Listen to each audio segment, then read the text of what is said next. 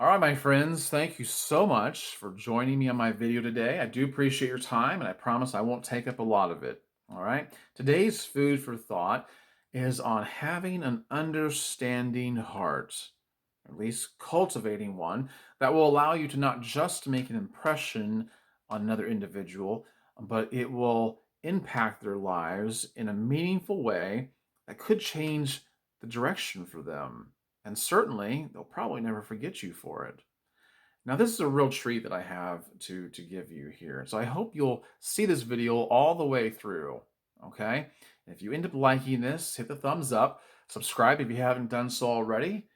Look at my videos going 3 years back. I have a lot of content like this that you might find of immense value. Okay? Hit the notification bell. That way you can stay apprised of any future uploaded content. And make sure you see the description below for things that might interest you. Okay, so today I want to talk to you about a man named Sir William Osler. Sir William Osler was born in 1849, died in 1919, I believe, and he was a Canadian physician who was one of the four professors who founded Johns Hopkins Hospital. And he's also known as the father of modern medicine, and he revolutionized the way medicine was taught by taking the student to the bedside and becoming not only intimately involved with the disease, but with the patient themselves in a meaningful way. He embodied compassion and empathy. And I think it's something that all of us could learn from. I think he serves as a great example. He said a lot of things actually that were quite insightful. But let me kind of just help you to peer into what his philosophy was, just by a few brief things he said here, and that way you'll kind of get the gist of who the man was himself. He once said, "Care more." He told the students this: "Care more for the individual patient than for the special features of the disease. Put yourself in his place. The kindly word, the cheerful greeting, the sympathetic look, these the patient understands." Another thing he said was each patient represents a story. That story includes their diseases, their new problem, their social situation, and their beliefs.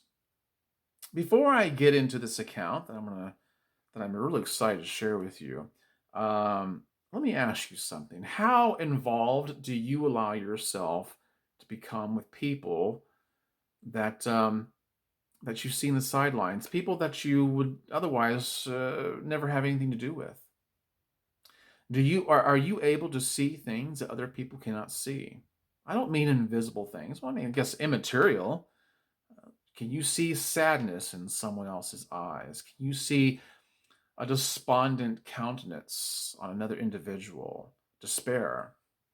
Can you see loneliness? Can you feel that in other people? Are you able to detect that, pick up on that? Do you root not just for the underdog, but do you root for those that aren't even not even picked up on the radar? How willing are you to reach out and show someone else special attention? Just to briefly say, somebody cares. Do you do that? I would challenge you to think about that, question yourself, and ask, how can I make a difference by doing just that? By showing a little bit of sympathy or empathy, coming alongside someone, feeling what they feel with them, talking with them, letting them know that they are seen and that what they're feeling is felt by you. And you can share that burden with them, however brief your encounter might be. Here's this short story, very, very short story, of a difference that Sir William Osler made in the life of a little girl. Listen up very carefully. I'll end the video with this.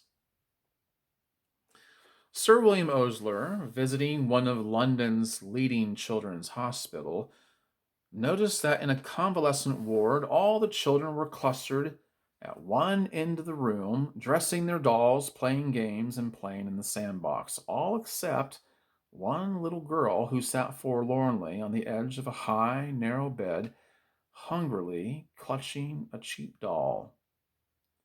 The great physician looked at the lonely little figure, then at the ward nurse. "We've tried to get Susan to play," the nurse whispered, "but the other children just won't have anything to do with her. You see, no one comes to see her. Her mother is dead, and her father has been here just once. He brought her that doll. The children have a strange code. Visitors mean so much. If you don't have any visitors, you are ignored." Sir William walked over to the child's bed and asked in a voice loud enough for the others to hear, "May I sit down, please?" The little girl's eyes lit up. "I can't stay very long this visit," Osler went on, "but I have wanted to see you so badly." For 5 minutes he sat talking with her, even inquiring about her doll's health and solemnly pulling out his stethoscope to listen to the doll's chest. And as he left, he turned to the youngster and said in a carrying voice, "You won't forget our secret, will you? And mind, don't tell anyone."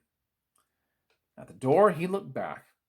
His new friend was now the center of a curious and admiring throng.